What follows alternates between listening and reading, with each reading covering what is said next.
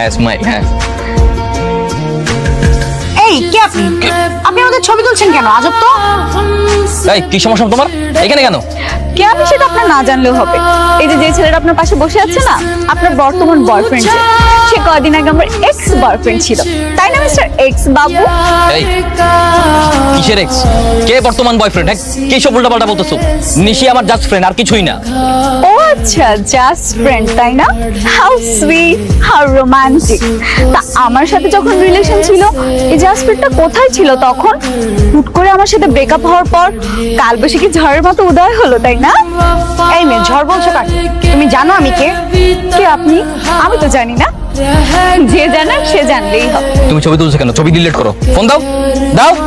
ছবি তো আর ডিলিট হচ্ছে না। I am so sorry. Okay fine, তোমাকে কোন ওষুধ দেওয়া লাগবে আমার খুব ভালো মতো জানা আছে। রিমাইন্ডার।